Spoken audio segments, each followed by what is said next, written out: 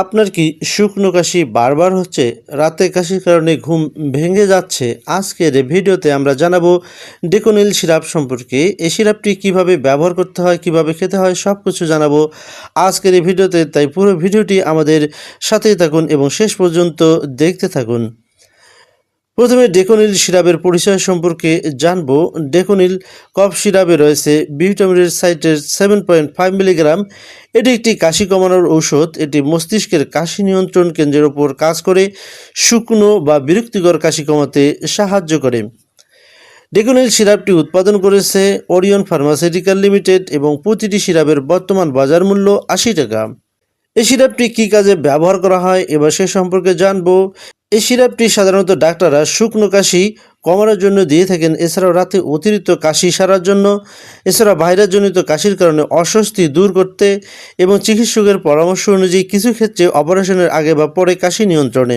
ডেকোনিল সিরাপটি খাওয়ার নিয়ম, ডোজ রোগীর বয়স, শারীরিক অবস্থার উপর নির্ভর করে থাকে। সিরাপের গায়ে যেভাবে ডোজ এবং মাত্রা দেওয়া রয়েছে সেটা হলো 3 থেকে 6 বছর শিশুদের ক্ষেত্রে দৈনিক 5 মিলি করে দৈনিক 3 বার এই সিরাপটি খাওয়ার পরামর্শ দেওয়া রয়েছে। এছাড়াও 6 থেকে 12 বছর শিশুদের ক্ষেত্রে 10 মিলি করে দৈনিক 3 বার খেতে হবে।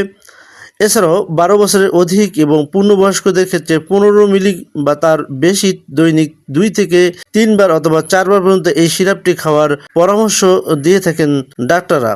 তবে ডোজ নির্ধারণের ক্ষেত্রে অবশ্যই ডাক্তারের পরামর্শ জরুরি, কেননা ডাক্তার রোগীর বয়স, ওজন এবং শারীরিক অবস্থার ওপর বিবেচনা করে ডোজ বাড়ানো অথবা কমিয়ে দিতে পারেন।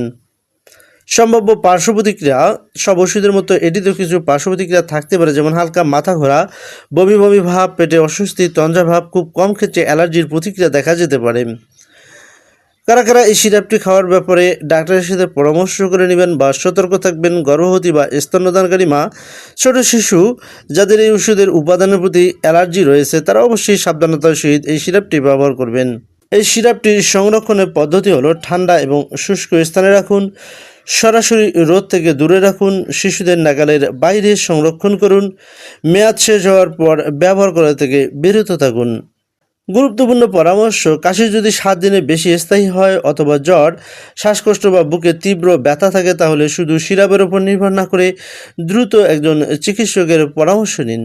মনে রাখবেন, ওষুধ সবসময় নিবন্ধিত চিকিৎসকের পরামর্শ অনুযায়ী ব্যবহার করা সবথেকে নিরাপদ। সম্মানিত ভিউয়ার্স, আশা করি ডেকোনিল সিরাপ সম্পর্কে আজকের তথ্যগুলো আপনার উপকারে এসেছে। এ ধরনের ঔষধ, স্বাস্থ্য ও চিকিৎসা বিষয়ক সহজ বাংলা ভিডিও পেতে আমাদের চ্যানেলটিকে সাবস্ক্রাইব করুন, ভিডিওটিতে লাইক দিন এবং আপনার প্রশ্ন থাকলে কমেন্ট বক্সে কমেন্ট করে জানিয়ে দিন। ধন্যবাদ। সবাই সুস্থ থাকুন, ভালো থাকুন।